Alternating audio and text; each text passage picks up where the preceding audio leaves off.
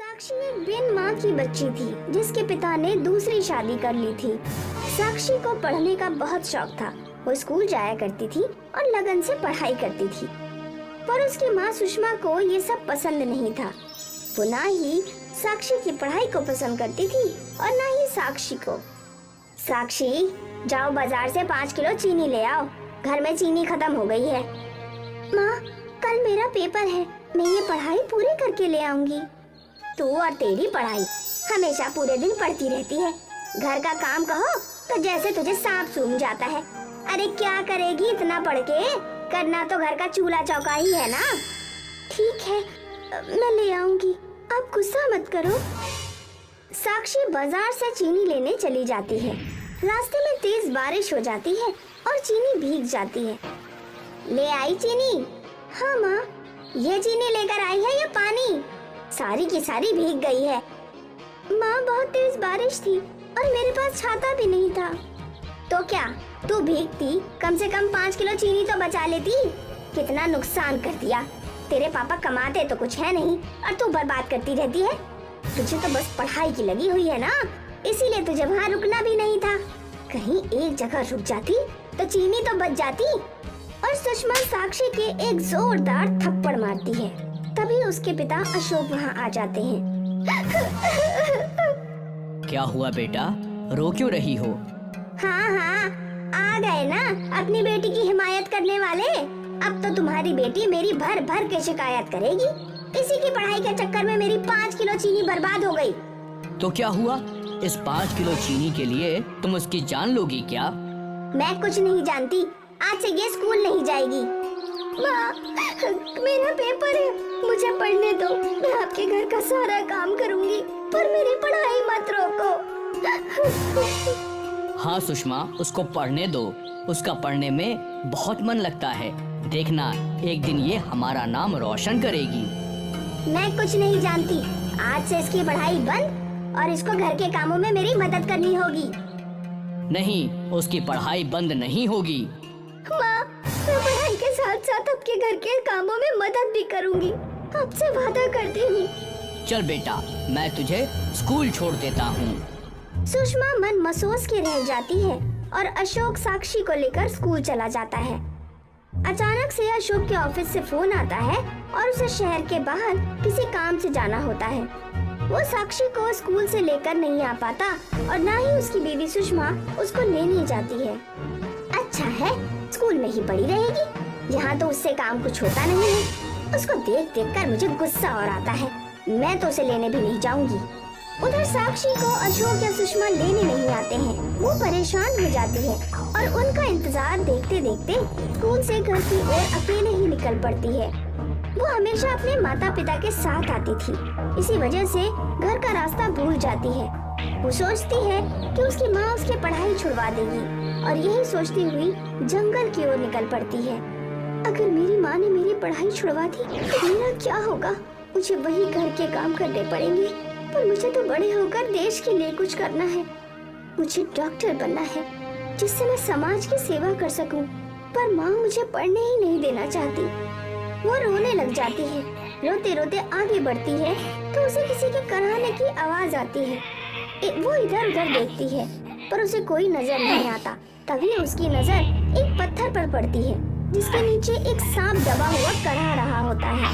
वो उसके पास जाती है और उस पत्थर को हटा देती है। सांप रेंगता हुआ उसके सामने खड़ा हो जाता है और वो पीछे की तरफ बढ़ जाती है। मैं नागिन हूँ, तुमने मेरी जान बचाई है साक्षी। तुम बहुत ही नेक लड़की हो, तुम हमेशा दूसरों की मदद करने वाली हो। मुझे तुमसे मिलकर बहुत अच्छा लगा। ये तो मेरा फर्ज था, लेकिन तुम रो क्यों रही हो और इतना परेशान क्यों लग रही हो? साक्षी अपनी सारी कहानी नागिन को बता देती है।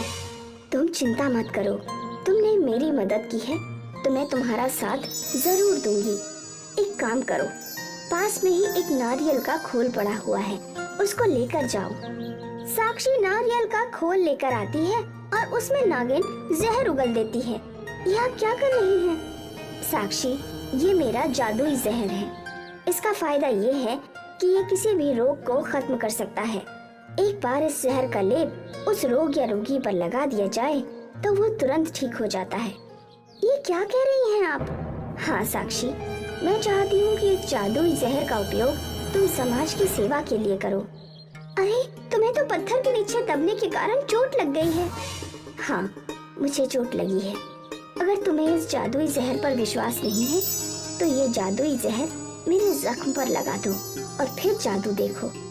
साक्षी जादुई जहर को नागिन के लगा देती है। उसके तुरंत बाद ही नागिन का जख्म ठीक हो जाता है। साक्षी जादुई जहर को लेकर चल देती है और घर जाकर वो जादुई जहर की सहायता से सबकी मदद करती है। ये बात जब सुषमा को पता चलती है तो वो कुछ सपेरों को पैसे देकर उस नागिन को लाने के लिए भेजती है। आज वो नागिन मेरे पास आ गई तो मैं उससे सारा जहर निकलवा लूंगी और उसे अपना एक दवाइयों का व्यापार करूंगी, जिससे मुझे बहुत मुनाफा होगा और मुझे इस साक्षी का मुंह नहीं देखना पड़ेगा। सपेरे उस नागिन को ढूंढते हुए जंगल में पहुंच जाते हैं और नागिन को पकड़ लेते हैं। इत्तेफाक से साक्षी भी उसी जंगल से गुजर रही होती है। जब वो नागिन को मुसीबत में फंसे हुए देखती है तो कहती है, अरे ये तो वही नागिन है जिसने मुझे जादुई जहर दिया था। पर ये क्या, सपेरे तो उसे पकड़ कर ले जा रहे हैं। शायद इस नागिन को मेरी जरूरत है। और वो अपने पास रखे जादुई जहर को कहती है, जादुई जहर, तुमने सबकी मदद की है। अब तुम्हारी मालकिन का जीवन खतरे में है। मैं चाहती हूँ कि तुम इन सारे सपेरों की याददाश्त भुला दो। ये कहकर साक्षी जैसे ही उन सपेरों पर जादुई जहर की छींटे मारती है तो सारे सपेरे अपनी याददाश्त भूल जाते हैं और नागिन को छोड़कर चले जाते हैं। साक्षी नागिन के पास जाती है। साक्षी, आज एक बार फिर तुमने मेरी जान की रक्षा की है। तुम्हारा बहुत बहुत शुक्रिया। मैं तुम्हारा एहसान कभी नहीं भूलूंगी। और ये कहकर नागिन चली जाती है। साक्षी इसी तरह सबकी जादुई जहर से मदद करती रहती है। राजस्थान के एक गांव में बिरजू नाम का गरीब आदमी रहता था। बिरजू के पास एक ऊँटनी थी जिससे वो गांव में आने वाले टूरिस्ट को रेगिस्तान घुमाता था। बिरजू की ऊँटनी दूध भी देती थी। बिरजू का परिवार दूध से रोटियां खाकर अपना पेट भरता था। बिरजू की 2 बेटियां थीं, जिनमें से एक की शादी हो चुकी थी और दूसरी बेटी संगीता भी शादी के लायक हो चुकी थी। बिरजू ने अपनी पहली बेटी की शादी में गांव के एक बड़े किसान सूर्या से 1 लाख रुपए का कर्ज उधार लिया था। सूर्या अक्सर बिरजू और उसकी बेटी को पैसे वापस देने के लिए धमकाता था। पापा, आज सूर्या ने फिर मुझे सड़क के बीचों बीच रोक लिया और मुझसे पैसे या शादी करने के लिए कहने लगा। मैं अभी जाकर सूर्या से बात करता हूँ।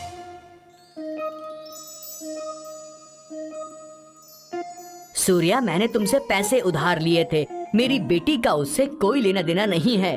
तुम उसे रास्ते में मत रोका करो। अगर तुम्हारे पास पैसे नहीं हैं तो कोई बात नहीं, बस संगीता की शादी मुझसे करा दो। तुम्हारे सारे कर्ज मैं माफ कर दूंगा। देखो, तुम पहले से ही शादीशुदा हो और तुम्हारी उम्र संगीता से बहुत ज्यादा है, इसलिए मैं अपनी बेटी की शादी तुमसे नहीं करवा सकता। तुम्हारे पास सिर्फ इन गर्मियों का वक्त है बिरजू। या तो तुम मेरा पैसा मुझे वापस कर दो या फिर तुम्हें अपनी बेटी की शादी मुझसे करवानी होगी। तुम जानते हो, कोई भी गांव वाला मेरे खिलाफ कुछ नहीं बोलने वाला। सूर्या की धमकी सुनकर बिरजू बहुत परेशान रहने लगा। पैसे इकट्ठे करने के लिए उसने दिन में टूरिस्ट घुमाने के साथ साथ रात में रखवाली का काम भी किया। दिन रात काम करने के बाद गर्मियों के अंत में बिरजू के पास सिर्फ 50,000 रुपए ही इकट्ठे हो पाए। लेकिन एक और मुसीबत आ पड़ी। बिरजू दिन रात काम करने के कारण बीमार पड़ गया। जो पैसे इकट्ठे हो पाए थे वो भी बिरजू को ठीक करने में खर्च हो गए। बेटी, तुम अपनी मम्मी के साथ अपनी नानी के घर भाग जाओ। मैं भी कहीं भाग जाता हूँ। सूर्या ने अगर तुम्हें देख लिया तो वो तुमसे जबरदस्ती शादी कर लेगा। हमारे पास इस गांव से भागने के अलावा और कोई चारा नहीं है। ऊँटनी बेचकर बिरजू ने अपनी पत्नी और बेटी को कुछ पैसे दिए और उन्हें विदा करके बिरजू खुद रेगिस्तान की तरफ चला गया। रेगिस्तान में बिरजू को एक ऊंट मिला जो गर्दन तक रेत में दबा हुआ था। बिरजू ने रेत हटाकर ऊंट को बाहर निकाला और अपना पानी ऊंट को पीने के लिए दिया। पानी पीने के बाद उस ऊंट के मुंह से ढेर सारे 500 के नोट निकले। कहीं मैं सपना तो नहीं देख रहा। बिरजू ने जल्दी से कुछ और पानी का इंतजाम किया और ऊंट को पानी पिलाया। ऊंट ने पानी पीने के बाद फिर से 500 रुपए के नोट देने शुरू कर दिए। इस तरह रात भर में ही 1 लाख रुपए इकट्ठे हो गए। लगता है ये ऊंट पानी पीने के बाद अपने मुंह से नोट उगलता है। अब मैं सम्मान के साथ गांव जा सकता हूँ। बिरजू गांव पहुंचा और उसने सूर्या के पैसे वापस लौटा दिए। लो सूर्या, अपने 1 लाख और मेरी बेटी से शादी करने का ख्वाब देखना भी बंद कर दो। बिरजू ने अपनी बेटी और पत्नी को वापस गांव बुला लिया और एक खुशहाल जीवन बिताने लगा। सूर्या को ये बात बर्दाश्त नहीं हो रही थी कि बिरजू उसे पैसे वापस कर गया। आखिर बिरजू के पास इतने पैसे आए कहाँ से? सूर्या ने गांव वालों से पूछताछ की तो उसे पता चल गया कि बिरजू के पास एक ऊंट है जिसे पानी पिलाओ तो वो अपने मुंह से पैसे देता है। सूर्या ने एक रात खुद बिरजू के घर में झांककर ऊंट को नोट उगलते देख लिया। अगर ये ऊंट बिरजू को इसी तरह 500 के नोट देता रहा तो जल्द ही बिरजू मुझसे भी अमीर बन जाएगा। फिर गांव के लोग उसी को सम्मान दिया करेंगे। मुझे तो कोई पूछेगा भी नहीं। मुझे किसी तरह ऊंट को हासिल करना होगा। सूर्या अगले दिन बिरजू के घर पहुंचा और बोला, बिरजू भाई, मेरी पत्नी बहुत बीमार है और मुझे 2 लाख रुपए की सख्त जरूरत है। जरूरत पड़ने पर तुम्हारी बेटी की शादी में मैंने तुम्हारी मदद की थी। इसी उम्मीद से मैं तुम्हारे पास आया हूँ कि तुम मेरी मदद करो। बस 1 दिन के लिए मुझे ये ऊंट दे दो। कल मैं तुम्हें तुम्हारा ऊंट वापस लौटा दूंगा। बिरजू एक दयालु आदमी था। उसने सूर्या पर विश्वास कर लिया और 1 दिन के लिए अपना ऊंट सूर्या को दे दिया। सूर्या जल्दी से ऊंट को अपने घर लेकर पहुंचा और उसने सभी नौकरों को आदेश दिया कि पैसे देने वाले ऊंट जैसा ही दूसरा ऊंट गांव में ढूंढ निकाला जाए। नौकरों ने पैसे देने वाले ऊंट की कद काठी का एक ऊंट ढूंढ लिया। अगले दिन सूर्या ने वो ऊंट बिरजू को सौंप दिया। बहुत बहुत शुक्रिया बिरजू भाई, मैं तुम्हारा एहसान कभी नहीं भूलूंगा। बिरजू ने जब शाम को ऊंट को पानी पिलाया तो उसने अपने मुंह से कोई पैसा बाहर नहीं निकाला। बिरजू तुरंत सूर्या के पास पहुंचा। सूर्या, तुमने मुझे जो ऊंट दिया है उसके मुंह से पैसे बाहर नहीं निकल रहे। कहीं तुमने मुझे नकली ऊंट तो नहीं दे दिया? मैंने तुम्हें वही ऊंट दिया है जो तुमने मुझे दिया था। अब उसके मुंह से नोट नहीं निकल रहे तो मैं क्या कर सकता हूँ? हो सकता है उसके पेट में जितने नोट थे वो सब निकल चुके हो।